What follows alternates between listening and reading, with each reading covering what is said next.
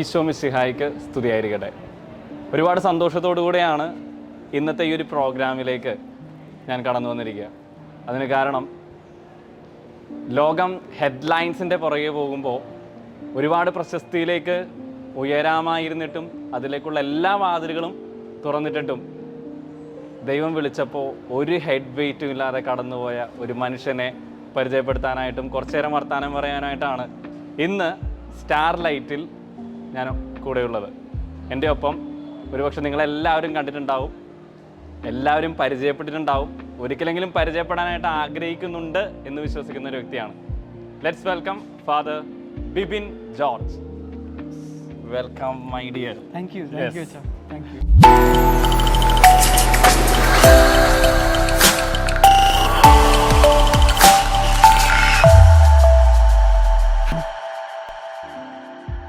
So പ്രിയമുള്ളവരെ, ഒരുപാട് തിരക്കുള്ളൊരു വൈദികനാണ്. അത് വെറും വാക്ക് പറയുന്നതല്ല.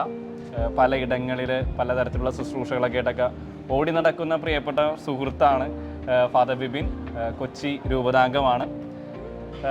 ആദ്യമായിട്ട് എനിക്ക് ബിബിനച്ചനോട് ചോദിക്കാനായിട്ടുള്ളത്, ഒരുപാട് എൻ്റെ ആദ്യത്തെ ചലഞ്ച് എന്ന് പറയുന്നത് ബിബിനച്ചനെ ഒരുപാട് പേര് ഇൻ്റർവ്യൂ ചെയ്തിട്ടുണ്ട് എന്നുള്ളതാണ്. പല രീതിയിൽ ഇൻ്റർവ്യൂയിലൂടെ തന്നെയാണ് എനിക്ക് തോന്നുന്നത്, എനിക്ക് തോന്നുന്നത് മലയാള മനോരമയിലെ ഇൻ്റർവ്യൂയിലൂടെയാണ് എനിക്ക് തോന്നുന്നത് യുവജനങ്ങൾ ഒരുപാട് ആളുകളും അച്ഛൻ ഈ ചിരിക്കുന്ന നന്നായിട്ട് പാട്ട് പാടുന്ന ഈ അച്ഛനെ വീണ്ടും ലോകം അറിഞ്ഞ് തുടങ്ങിയതെന്നാണ്. ആരായിരിക്കും ആദ്യമായിട്ടൊന്ന് പ്രോത്സാഹിപ്പിച്ചേക്കണ ഒരു വ്യക്തി ജീവിതത്തിൽ?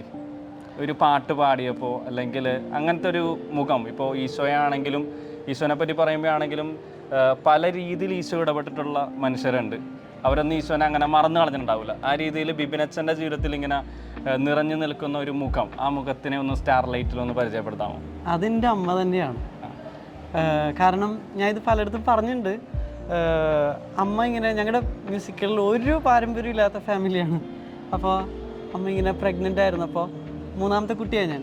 അപ്പോൾ അമ്മ ഇങ്ങനെ പ്രാർത്ഥിക്കുമായിരുന്നു. അന്തോണിസ് പുണ്യാളൻ്റെ പള്ളിയിൽ പോയിട്ട് ദിവസവും അമ്മ ടൈപ്പിസ്റ്റായിരുന്നു. അപ്പോൾ ജോലി കഴിഞ്ഞിട്ട് പ്രാർത്ഥിക്കുമായിരുന്നു, ഒരു പാടാൻ കഴിവുള്ള കുട്ടി വേണം എന്ന്. അപ്പോൾ അങ്ങനെ ചോദിച്ച് വാങ്ങിച്ച ഒരു ടാലൻ്റാണ്. അപ്പോൾ അതുകൊണ്ട് തന്നെ ഒരു 3 വയസ്സുള്ളപ്പോൾ ഞാൻ എന്തോ ഇങ്ങനെ ഒന്ന് മൂളിയപ്പോൾ അമ്മ അങ്ങനെ പൊക്കി എടുത്തുകൊണ്ട് വന്നു. അതിനുശേഷം ഒരു 3ാം ക്ലാസ്സിൽ പഠിക്കുമ്പോൾ ഒരു ചന്ദ്രിക എന്ന് പറഞ്ഞൊരു ടീച്ചറുണ്ട്. ടീച്ചറാണ് എനിക്ക് എൻ്റെ മ്യൂസിക്കിൽ എന്നെ ഒരു പ്രൊഫഷണലിസം എന്താണെന്നൊക്കെ പറഞ്ഞു തന്നതും എങ്ങനെയാണ് മറ്റുള്ളവരെ ബഹുമാനിക്കേണ്ടതും അങ്ങനെ എങ്ങനെ പഠിക്കണം എന്നൊക്കെ പറഞ്ഞു തന്നത് ടീച്ചറാണ്. ടീച്ചർ ഒരു ക്രൈസ്തവയാണ്, പക്ഷേ ഈശോ മാതാവ് എന്നൊക്കെ പറഞ്ഞാൽ ടീച്ചറിൻ്റെ പൂജാമുറിയിൽ ഏറ്റവും ഇമ്പോർട്ടൻ്റ് ആയിട്ടിരിക്കുന്ന വ്യക്തികളാണ്. ഇവരൊക്കെയാണ്, ഇവർ 2 പേരാണ് എൻ്റെ മ്യൂസിക് ലൈഫിനെയും സ്പിരിച്വൽ ലൈഫിനെയും ഒത്തിരി ഇൻഫ്ലുവൻസ് ചെയ്ത ആദ്യത്തെ 2 വ്യക്തികളാണ്. യെസ് ബിബിനച്ച, അപ്പോൾ അമ്മയും ചന്ദ്രിക ടീച്ചറുമാണ് അതെ ആ ജീവിതത്തിലെ ആദ്യത്തെ വ്യക്തികളെന്നാ പറയുക.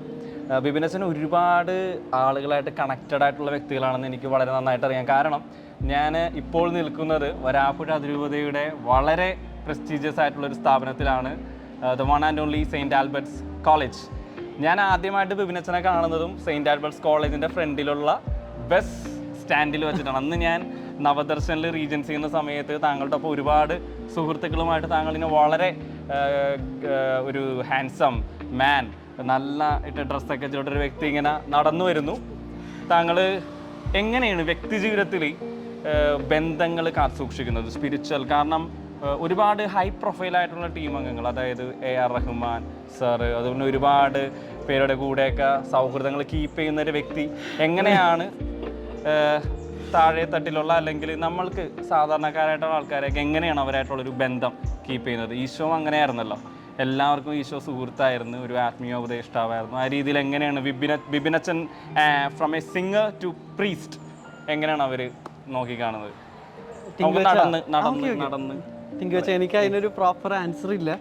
കാരണം ഞാൻ ഇങ്ങനെ മൊബൈൽ ടോക്കൊക്കെ നിങ്ങൾക്ക് അറിയായിരിക്കും, ഞാൻ വളരെ കുറച്ചാണ് സംസാരിക്കാനും ഒക്കെ ഇഷ്ടപ്പെടുന്നത്. പക്ഷെ എനിക്കറിയില്ല, എല്ലാവരും ഭയങ്കര ഒരു സ്നേഹം എന്നോട് കാണിക്കുന്നത് എനിക്ക് എപ്പോഴും ഫീൽ ചെയ്യാറുണ്ട്. ഇപ്പോൾ ഈ കഴിഞ്ഞ ക്രിസ്മസിന് ഞങ്ങളെ ഇന്ത്യൻ വോയിസ് എന്ന് പറഞ്ഞൊരു റിയാലിറ്റി ഷോയിലാണല്ലോ ഞാൻ പാടിയത്. അപ്പോൾ അതിൻ്റെ ഒരു റീയൂണിയനെ പറ്റി ചിന്തിച്ചപ്പോൾ അന്ന് ശ്രീനി സാറും അന്നത്തെ കണ്ടസ്റ്റൻസ് റഹ്മാൻ സാറിൻ്റെ ടീമിൽ വർക്ക് ചെയ്യുന്നവരും എല്ലാവരും അന്ന് എൻ്റെ പള്ളിയിൽ വന്നു വിത്തൗട്ട് എനി പേയ്മെൻറ്റ്. വന്നു, അവരൊരു ഹോൾ ഡേ അവിടെ സ്പെൻഡ് ചെയ്തു. ഞാൻ സത്യത്തിൽ അതിനകത്തേക്ക് പറയാൻ വേണ്ടി വരുന്നതാണ്. കാരണം ആ ഒരു പള്ളി അല്ലേ, എനിക്ക് തോന്നുന്നു ആ ഒരു പള്ളിയും പള്ളി ഇടവകങ്ങളും അത്തരത്തിലുള്ളൊരു പ്രോഗ്രാമോ ചാരിറ്റി ഫണ്ടോ അല്ലേ അങ്ങനെ റേസ് ചെയ്തിട്ടുണ്ടാകാൻ വഴിയില്ല. എനിക്ക് തോന്നുന്നു അച്ഛൻ്റെ ഒരു പാട്ട് അതിനൊരു ഉപകരണമായി എന്നുള്ളതാണ് എനിക്ക് തോന്നുന്നത് അല്ലേ. സത്യം പറയട്ടെ, എനിക്ക് ഇതിനൊന്നും ആൻസർ ഇല്ല. ഞാനിങ്ങനെ ജസ്റ്റ് ഒന്ന് ഇന്ന് കൊടുക്കുന്നു മാത്രമേ ഉള്ളൂ. ബാക്കി എല്ലാ കാര്യങ്ങളും ഇപ്പോൾ ആ പ്രോഗ്രാം പോലും അത് നാട്ടുകാർ ഏറ്റെടുത്ത് വിജയിപ്പിച്ചൊരു പരിപാടിയാണ്. അതിൽ എനിക്ക് റോളൊന്നുമില്ല. ഞാൻ ഇവർ ജസ്റ്റ് കോണ്ടാക്ട് ചെയ്തു എന്നേ മാത്രമേ ഉള്ളൂ. പലരെയും മെസ്സേജ് ചെയ്താണ്, ശ്രീനിവാസ് സാറിനൊക്കെ ഞാൻ മെസ്സേജ് ചെയ്താണ് ഇൻവൈറ്റ് ചെയ്തത്. അപ്പോൾ അവർ ചെന്നൈയിൽ നിന്നൊക്കെ ഇതിനു വേണ്ടി വന്നത്. ഞാൻ പറഞ്ഞില്ലേ, റിലേഷൻസ് ഞാൻ വളരെ കുറവാണ് അങ്ങോട്ട് കോണ്ടാക്ട് ചെയ്തത്. പക്ഷേ എല്ലാവർക്കും എന്നെ ഭയങ്കര ഒരു സ്നേഹം ഇങ്ങോട്ട് കാണിക്കുന്നത് എനിക്ക് എപ്പോഴും ഫീൽ ചെയ്യാറുണ്ട്. ലാളിത്യം അല്ലേ. എനിക്കറിയില്ല എന്താണെന്ന് അറിയില്ല, അതിൻ്റെ ആൻസർ ഒന്നുമില്ല. അത് കോളേജിൽ സുഹൃത്തുക്കളൊക്കെ എങ്ങനെ ഇപ്പോൾ താങ്കൾ അച്ഛനാൻ വേണ്ടി പോയി അവര് വന്ന് പറഞ്ഞിട്ടുണ്ടോ ഇങ്ങനെ ഞങ്ങൾക്കും ഇങ്ങനത്തെ ഒരു ഇൻസ്പിറേഷൻ ഉണ്ട് ആ രീതിയിൽ എങ്ങനെയെങ്കിലും? ഞാൻ സെമിനാറിൽ ജോയിൻ ചെയ്യണം എന്ന് പറഞ്ഞപ്പോൾ, ഞാൻ ഇവിടെ പഠിച്ചത് ആൽബർട്ട്സിലാണ് പഠിച്ചത്. അപ്പോൾ M.Com ലാസ്റ്റ് ഇയറിലാണ് ജോയിൻ ചെയ്യുന്നത്. അപ്പോൾ എൻ്റെ ഒരു ഇങ്ങനെ ഒരു ആഗ്രഹം പോലും ഞാൻ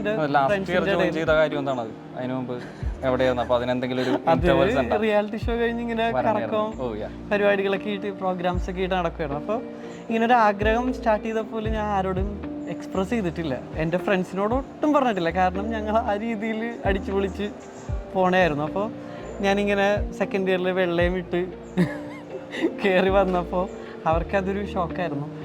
അവർ അക്സെപ്റ്റ് ചെയ്തില്ലായിരുന്നു. 2-3 പേര് ഒഴിച്ച് ആരും അക്സെപ്റ്റ് ചെയ്തില്ല. അത് ഒരു ലോങ് ടേം അതങ്ങനെ തന്നെ ആയിരുന്നു.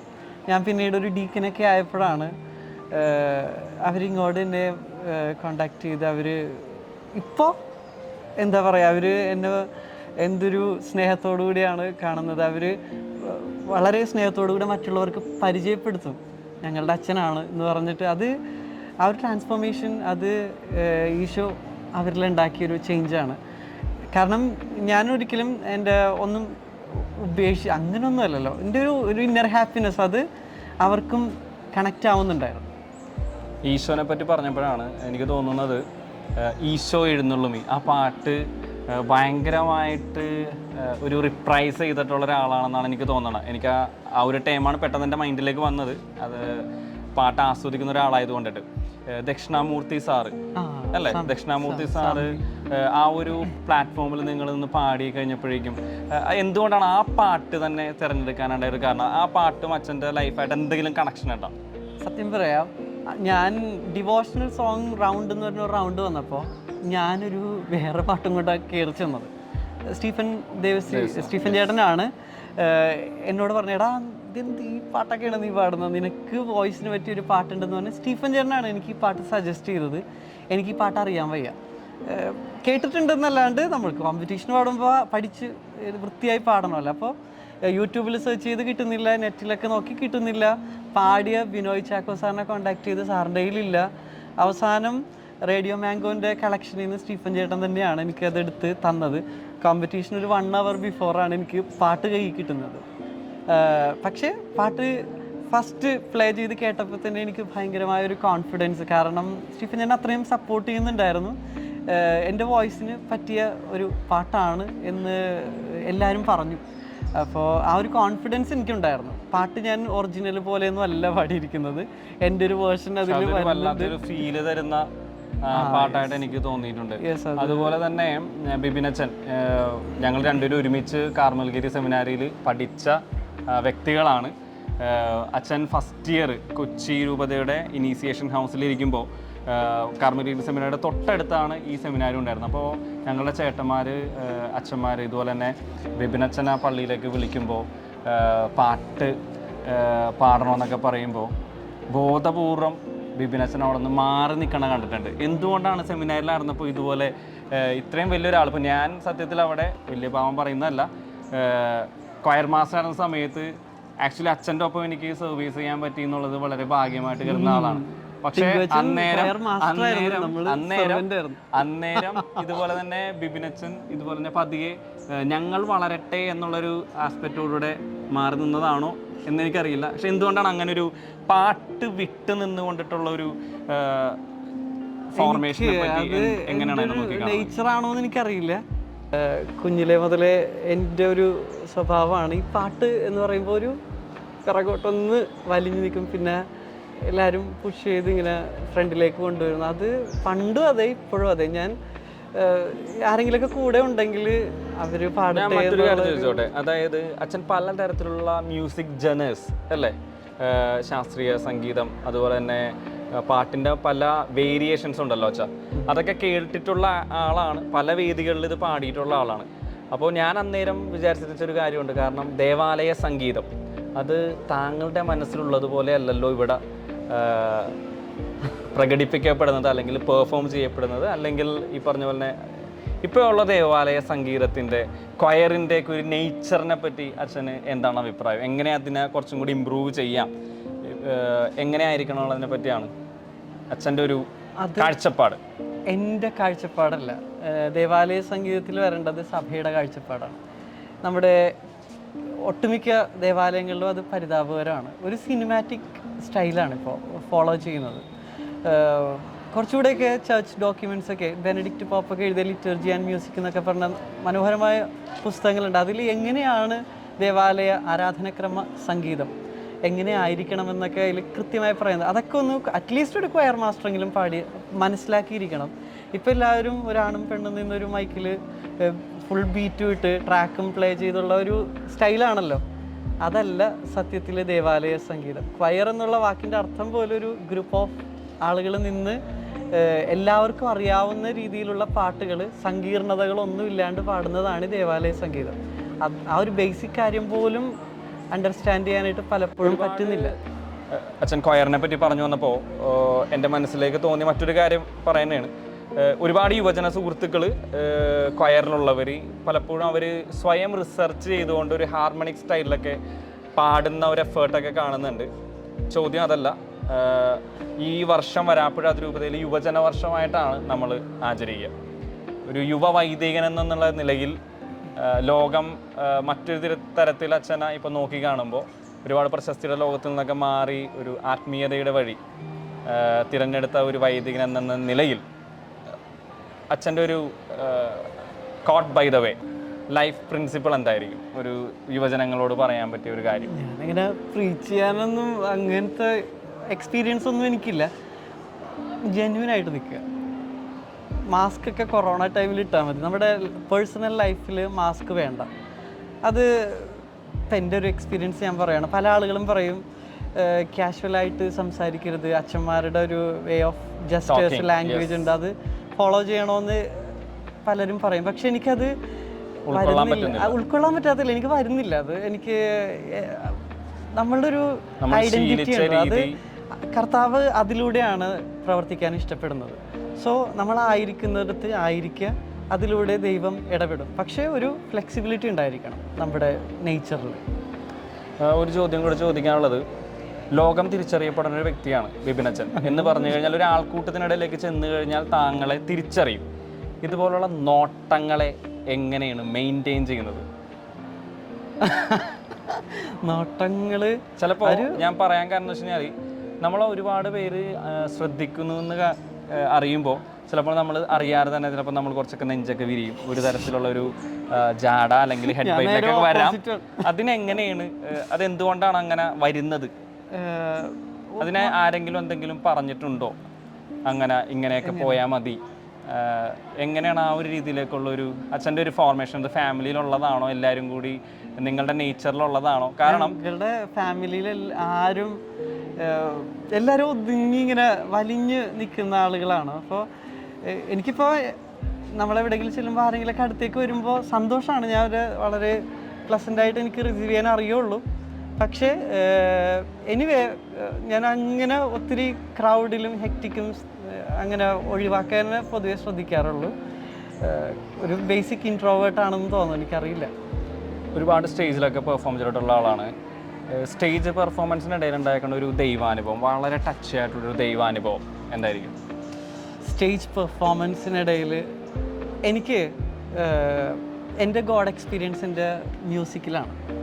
അത് കുഞ്ഞിലേ മുതൽ എനിക്കത് ക്ലിയറായിരുന്നു. ഞാനിപ്പോൾ ഒരു സിനിമ പ്രണയഗാനം പാടിയാലും എനിക്കിഷ്ടപ്പെട്ട പാട്ട് ഞാൻ ഇഷ്ടപ്പെട്ട് പാടിയാൽ എനിക്ക് സംതിങ് എവിടെയോ എന്തോ കണക്റ്റ് ആവുന്നത് ഫീൽ ചെയ്യുമായിരുന്നു. അതിങ്ങനെ പ്രണയം അങ്ങനെയൊന്നുമല്ല, അതൊരു ഡിവൈൻ ക്വാളിറ്റി. ഞാൻ പറഞ്ഞില്ല, എൻ്റെ അമ്മ ചോദിച്ച് വാങ്ങിയൊരു കഴിവാണത്. ഞാൻ അതിലൊരു എഫേർട്ട് ഇട്ടിട്ടില്ല. അപ്പോൾ എനിക്ക് ജസ്റ്റ് പാട്ട് കേട്ടാൽ പഠിക്കുന്നു. നമ്മളിങ്ങനെ കഷ്ടപ്പെട്ട് നേടിയ കഴിവൊന്നുമല്ല.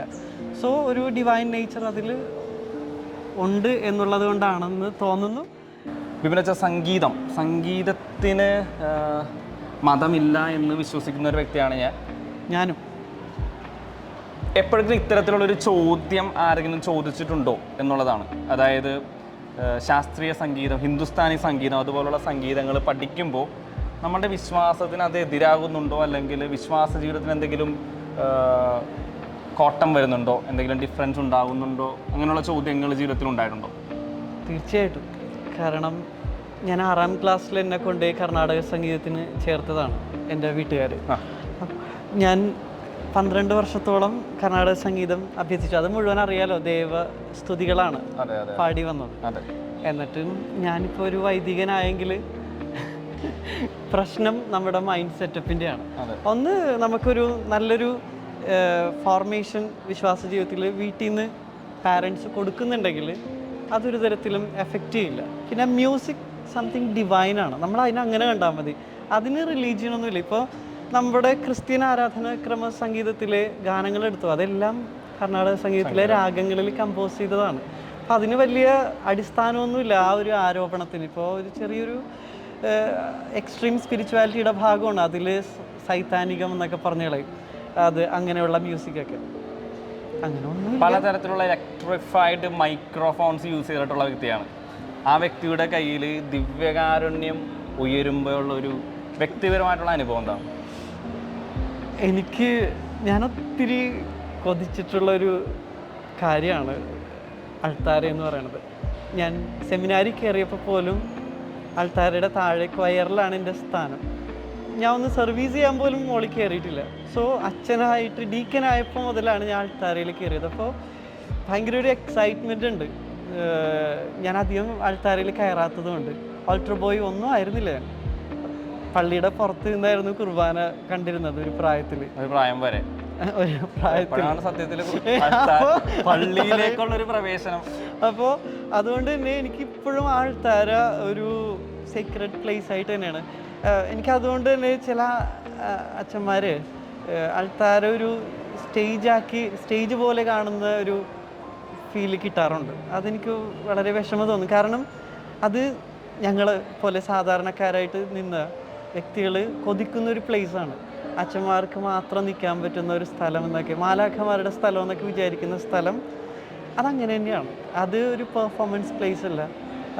അതൊരു പ്രോപ്പറായിട്ട് എല്ലാത്തിനും ഓരോ ഇടങ്ങളുണ്ട്. ഞാനിപ്പോഴും ആൾത്താര ഭയങ്കരമായിട്ട് സന്തോഷിച്ച് നിൽക്കുന്ന ഒരു സ്ഥലമാണ്. പുറത്തുനിന്ന് വളരെ കൊതിയോടുകൂടി അകത്തേക്ക് പ്രവേശിച്ച വ്യക്തിയാണെന്ന് പറഞ്ഞല്ലോ.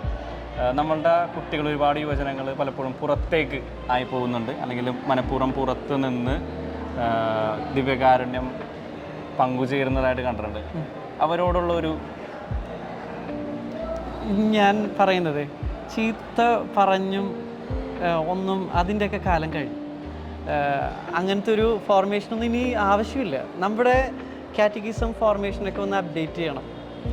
പിന്നെ നമ്മൾ വൈദികരുടെ അവരോടുള്ളൊരു സമീപനമൊക്കെ ഒന്ന് മാറണം. ഈ അപ്ഡേറ്റ് ചെയ്യപ്പെടുക എന്ന് പറയുമ്പോൾ ന്യൂ ഗാഡ്ജറ്റ്സ് സ്വന്തമാക്കുക എന്നല്ല, കുറച്ചുകൂടെ അപ്ഡേറ്റഡ് ശൈലികൾ നമ്മളുടെ സ്വഭാവത്തിൽ കൊണ്ടുവരണം. വലിയ കാര്യമൊന്നും വേണ്ട, വെറുതെ അവർ നോക്കി ഒന്ന് ചിരിച്ച് സൗമ്യമായിട്ട് നിൽക്കുന്ന ഒരു അച്ഛനെ കാണുമ്പോൾ അവർ അറിയാണ്ടാണെങ്കിലും